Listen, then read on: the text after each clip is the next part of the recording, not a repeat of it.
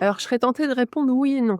C'est un cancer dont l'incidence a considérablement augmenté au cours des dernières décennies. C'est vrai ça, à la fois en France, mais dans le monde en général, sur chez tous les gens qui ont une peau, blanche. Et dans ces cas-là, toute cette population-là a vraiment une augmentation du risque de mélanome, au cours des dernières années. Pour autant, le mélanome, c'est pas un cancer si fréquent que ça. Il est par exemple beaucoup moins fréquent que le cancer du poumon, que le cancer du sein. Pour donner un chiffre qui peut être un peu parlant, en France, chaque année, il y a à peu près 18 000 nouveaux cas de mélanome. Donc c'est pas un cancer si fréquent que ça.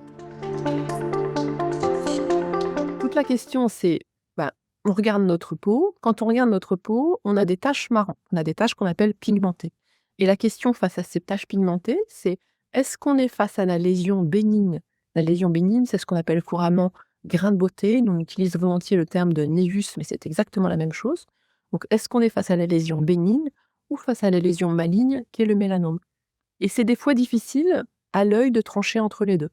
Alors, il y a plusieurs règles qui nous aident à choisir, de se dire si on est vraiment dans du bénin ou dans du malin. La première règle, c'est la règle du vilain petit canard. Cette règle, en fait, elle est assez simple. L'idée, c'est que chez une personne donnée, tous les grains de beauté se ressemblent. Et si on a un grain de beauté qui est différent des autres, justement, c'est du vilain petit canard. Et ce vilain petit canard, c'est peut-être pas un grain de beauté bénin, mais c'est peut-être un mélanome. Ça vaut vraiment le coup de le montrer à son médecin. La seconde règle, c'est la règle ABCDE. C'est une règle qui est maintenant assez bien connue. Elle va définir des critères qui vont nous permettre de trancher entre plutôt lésion bénigne névus ou plutôt lésion au contraire inquiétante, suspicion de mélanome. Classiquement, un mélanome, il va être A, c'est-à-dire asymétrique. Il va éventuellement être B avec des bords irréguliers. Il peut également être C, c'est-à-dire avoir plusieurs couleurs qui se mélangent. D, c'est pour diamètre plus de 6 millimètres.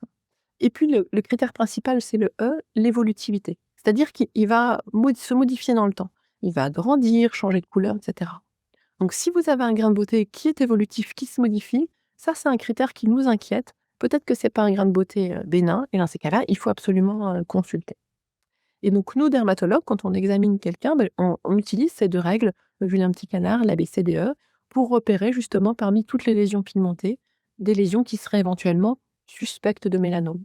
Quand on a une suspicion, on regarde ces lésions avec un petit appareil qu'on appelle un dermoscope. On le pose sur la peau et puis on va analyser les lésions avec encore d'autres données. Et quand on a une suspicion forte, dans ces cas-là, ce qu'il faut faire, c'est retirer la lésion chirurgicalement. C'est un geste très simple.